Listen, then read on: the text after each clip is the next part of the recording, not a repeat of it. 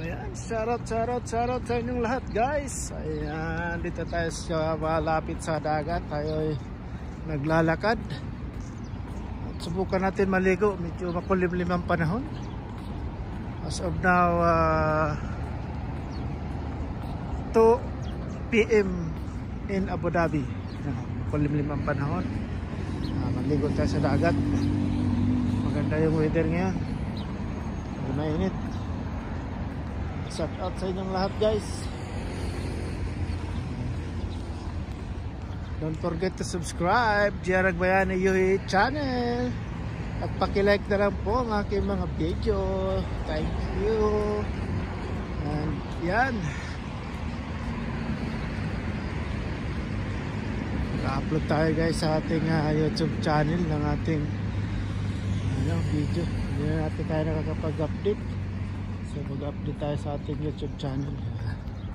So dito tayo ngayon sa Corniche, yung dagat. So, doon pa sa dulo yung paliguan. Maligo tayo guys para ma-refresh tayo. Kaya nga ano na yung ating katawan. Puro trabaho tayo, matanggal yung stress natin.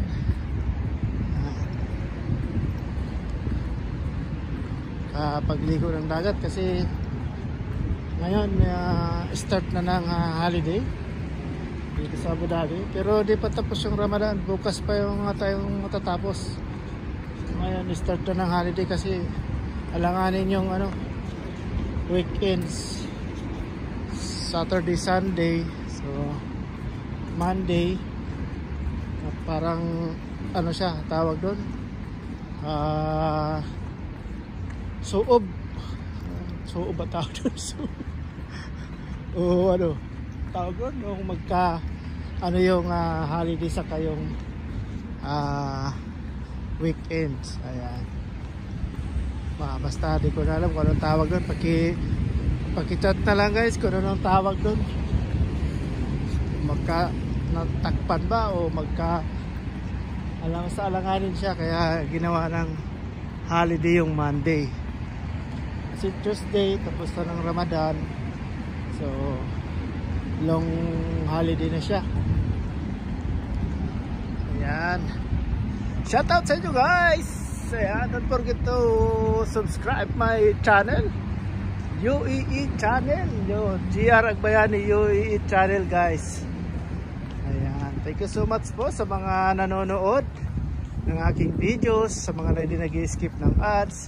Maraming salamat po sa inyong lahat. At yan, nais ko pong pasalamatan ang aking mga subscriber na ayun, medyo matagal na po tayong hindi nakakapag-upload ng ating mga video sa ating channel. So busy sa trabaho, kaya ngayon medyo mag-update tayo para naman hindi yung channel natin. Okay guys, thank you for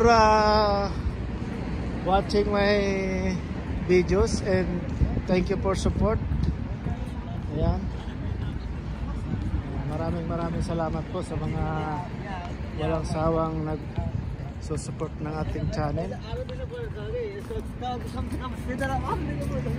Tingnan nyo guys ang drinking water dito guys, napaka high tech to.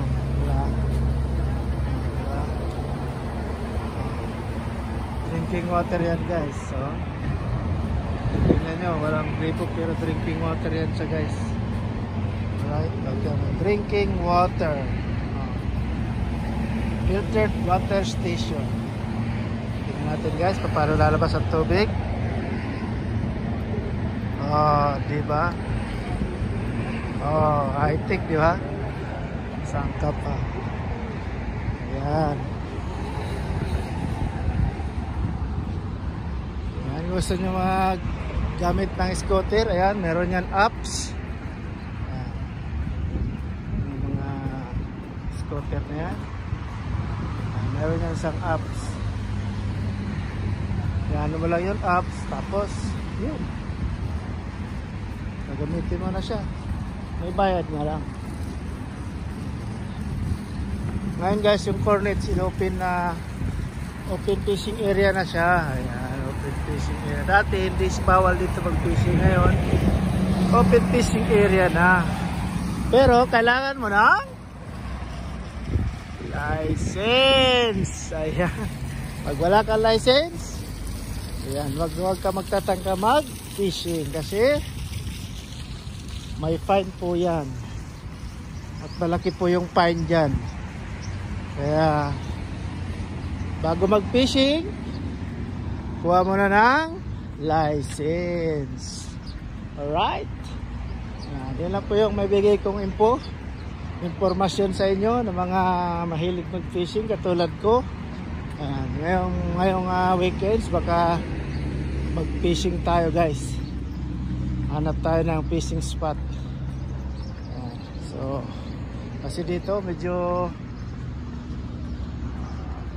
maano na yung isda dito. So kumbaga halos kasi araw-araw may nagpi-fishing dito. Katulad yan, may nagpi-fishing, diba? Naubos na nila guys yung isda. Kaya ginagawa ko, sa lululo lang ko nagpi-fishing. Shoutout pare, have catching? Have catch? No?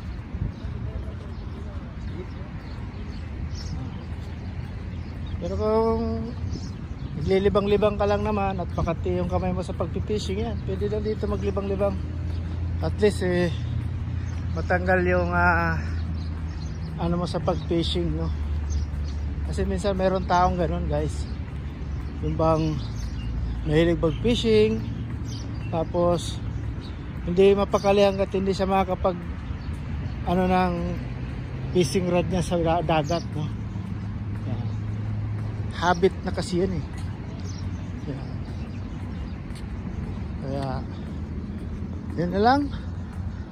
Maraming salamat po sa inyong lahat at thank you for watching my videos and thank you for support. God bless po sa lahat ng subscriber ni GR. Ayan, thank you so much guys and God bless you all.